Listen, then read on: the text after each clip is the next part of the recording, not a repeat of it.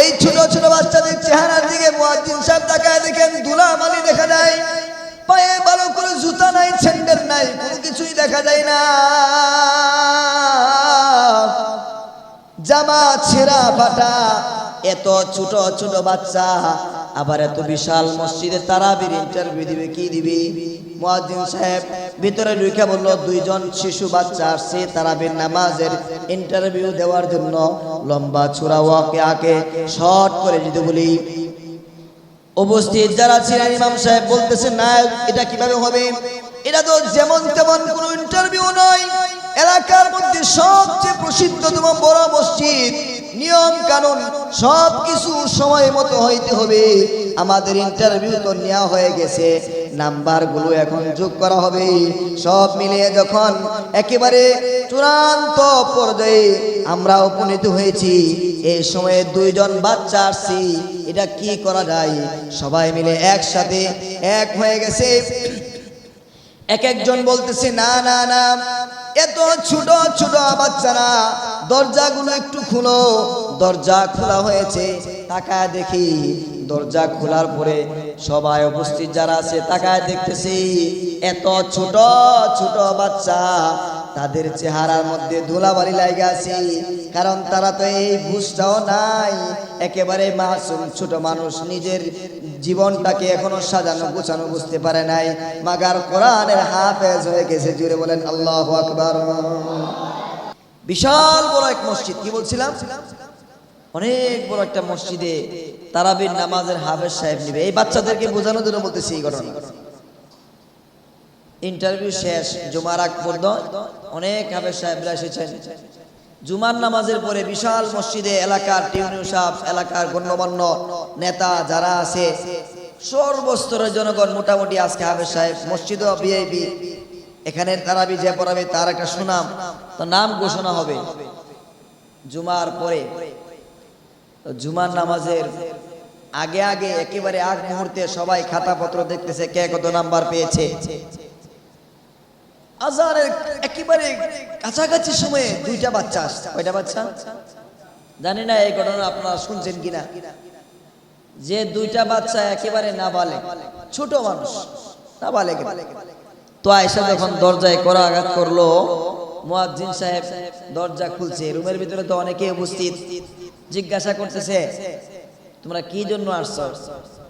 তো সুন্দর করে সালাম মুসাফা করার পরে বলতেছে, এই মসজিদে নাকি তারাবির হাফেজ সাহেব নিবে, আমরা আসছি ইন্টারভিউ দেওয়ার জন্য। ধরে বলেন আল্লাহু আকবার। ইমাম সাহেব তাকায় দেখে, এই যে দেখেন তো, এখানে অনেক বাচ্চা আছে, এই মুহূর্তে আমি বিশাল দূরে গিয়ে দৃষ্টান্ত দেই না, আমার সামনে এত ভালো জিনিস তো আমি দূরে যাবো কেন? অনেক পোলাবান দেখেন, এটা আসলে বুঝেই না, দুষ্টামি করতেছে, ওরাওয়ারি করতেছে, কিন্তু এটা তো আর কি স্বভাব করবে। পোলাবান দুষ্টামি না করলে কি শয়তানি করবো? আমার এখানে বলে আমি কথা বলি, শয়তানি কি দুষ্টামি করে নাকি? মানুষে করে, শয়তান আর দুষ্টামি করবো না। জীবনে এক ভুল করে সে পস্তাইতেছে, আর করে না, আমাদেরকে দিয়ে করায়। কারণ একটা করার কারণেই সে বের হয়েছে এবং জানে কি পরিমাণ শাস্তি তার হবে। তো যাই হোক, ওদিকে যাচ্ছি না, কিন্তু আপনি দাঁড় করান, যে পোলাপানগুলো লাফালাফি করতেছে, দৌড়াদৌড়ি করতেছে, আসলে এরা এগুলো বুঝে না, দাঁড় করায় বলেন পড়ো সূরাত আলে ইমরান, সাথে সাথে শুরু করে দিবে, আলিফ লাম মিম, আল্লাহু লা ইলাহা ইল্লা হুয়াল হাইয়ুল কাইয়্যুম, نزل عليك الكتاب بالحق مصدقا لما بين يديه وأنزل التوراة والإنجيل। যদি প্রশ্ন করা হয় পড়ো সূরাত তাহা, সাথে সাথে পড়া শুরু করে দেই,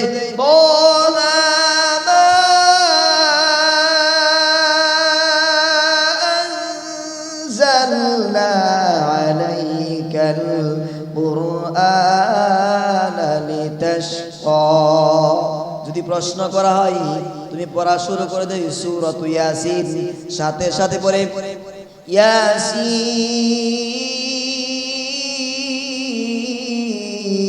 ইয়াসিন ওয়াল কুরআনিল হাকীম।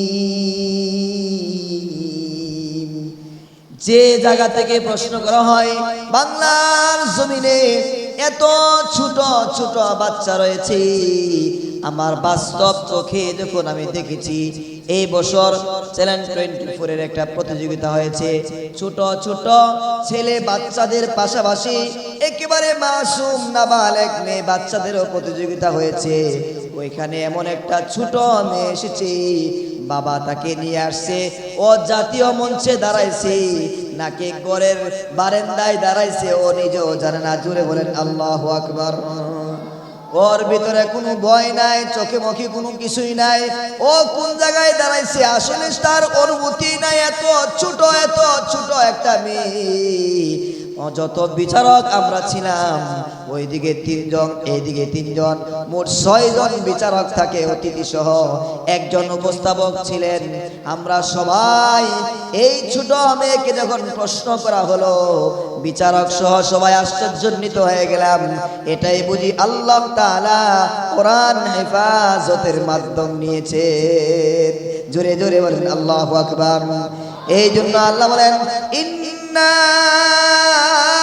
নাহনু নাযালনা যিকরা ওয়া ইন্না লাহু লাহাফিজুন। জোরে বলেন আল্লাহু আকবার। আজীব হয়ে যায়, আশ্চর্যান্বিত হয়ে যায় আমার প্যারে মুসল্লিয়ানে কেরাম, আজিজ মুসল্লিয়ানে কেরাম, মুহতারাম হাজিরিন। আল্লাহ তাআলার কোরআন কি আজীব কোরআন। এত ছোট ছোট 2 জন বাচ্চা সামনে দাঁড়ায়া সুন্দর করে সালাম মুসাফাহা করলো। মুয়াজ্জিন সাহেবের চোখে মুখে অন্ধকার, কি করবে কি বলতেছে। এত ছোট ছোট বাচ্চা, চেহারার ধুলো মলিন, একেবারে ধুলাবালি লাগা আছে। কারণ তারা কিন্তু জানে না, আমার কথাগুলো বুঝবেন, এই ছোট ছোট বাচ্চারা কিন্তু জানে না কোথাও ইন্টারভিউ দিতে গেলে ভালো করে পরিষ্কার পরিচ্ছন্ন হয়ে একেবারে অনেক ভাব সাপ নিয়ে যাইতে হয়। আমি যেমন বয়ান করার জন্য আসার আগে পাগড়ি লাগাইছি, চশমা লাগাইছি, আরো সুন্দর সুন্দর লাগানোর চেষ্টা করেছি, কেননা জানি কোরআন যেমন সুন্দর, কোরআন যারা পড়ে, কোরআন যারা পড়ায়, কোরআনের সংস্পর্শে যারা আসে, কোরআনের অনুষ্ঠানটাও হয় তেমনই সুন্দর। জোরে বলেন আল্লাহু আকবার। এই ছোট ছোট বাচ্চাদের চেহারার দিকে মুয়াজ্জিন সাহেব তাকায় দেখেন, ধুলাবালি দেখা যায়, পায়ে ভালো করে জুতা নাই, স্যান্ডেল নাই, কোনো কিছুই দেখা যায় না, জামা ছেঁড়া ফাটা। এত ছোট ছোট বাচ্চা, আবার এত বিশাল মসজিদে তারাবির ইন্টারভিউ দিবে, কি দিবে? মুয়াজ্জিন সাহেব ভিতরে ঢুকে বলল, 2 জন শিশু বাচ্চা আসছে তারাবির নামাজের ইন্টারভিউ দেওয়ার জন্য। লম্বা চূড়া ওয়াকিয়াকে শর্ট করে যদি বলি, উপস্থিত যারা ছিলেন ইমাম সাহেব বলতেছেন, না এটা কিভাবে হবে? এটা তো যেমন তেমন কোনো ইন্টারভিউ নয়, এলাকার মধ্যে সবচেয়ে প্রসিদ্ধতম বড় মসজিদ, নিয়ম কানুন সবকিছু সময় মতো হইতে হবে। আমাদের ইন্টারভিউ তো নেওয়া হয়ে গেছে, নাম্বারগুলো এখন যোগ করা হবে। সব মিলিয়ে যখন একেবারে চূড়ান্ত পর্যায়ে আমরা উপনীত হয়েছি, এই সময়ে 2 জন বাচ্চা আসছি, এটা কি করা যায়? সবাই মিলে একসাথে এক হয়ে গেছে। এক একজন বলতেছে, না না না, এত ছোট ছোট বাচ্চারা, দরজাগুলো একটু খুলো। দরজা খোলা হয়েছে, তাকায় দেখি, দরজা খোলার পরে সবাই উপস্থিত যারা আছে তাকায় দেখতেছি, এত ছোট ছোট বাচ্চা, তাদের চেহারার মধ্যে ধুলাবালি লাগা আছে। কারণ তারা তো এই বুঝটাও নাই, একেবারে মাসুম ছোট মানুষ, নিজের জীবনটাকে এখনো সাজানো গোছানো বুঝতে পারে নাই, মাগার কোরআনের হাফেজ হয়ে গেছে। জুড়ে বলেন আল্লাহু আকবার। সবাই অধিক আগ্রহ নিয়ে তাকায় তাকায় দেখতেছে, আর কেউ কেউ বলতেছে, না না না, এমন করা যাবে না, এটা হলো হাফেজে কোরআনের মর্যাদা। যদিও তারা আসছে, তাদেরকে আমরা নির্বাচন করি বা না করি, আসার কারণে একটু সুযোগ দেওয়া দরকার। জোরে বলেন আল্লাহু আকবার। আমার ভাইয়েরা, যদি বুঝা থাকেন যে মাত্র সুযোগ দেওয়া হইল, সুযোগ দেওয়ার পরে ছোট ছোট 2টা বাচ্চা, ছোট ছোট 2টা বাচ্চা সুযোগ দেওয়ার কারণে ভিতরে ঢুকছে। ভিতরে ঢুকার পরে উপস্থিত সবাই চিন্তা করতেছে, যেহেতু ইন্টারভিউ, আর ইন্টারভিউতে প্রশ্ন করা দরকার, যেহেতু অনেক হাফেজ সাহেব এসেছেন আর এরাও একজন প্রার্থী, ছোট হোক আর বড় হোক সবাই বলল প্রশ্ন শুরু করেন। তো প্রশ্ন যখন শুরু করলো, ছোট বাচ্চাটা একেবারে ছোট যে দুই ভাইয়ের মধ্যে এই ছোট বাচ্চারা পড়া শুরু করে দিয়েছে। সুবহানাল্লাযী আসরা বিআবদিহি লাইলাম মিনাল মাসজিদিল হারাম।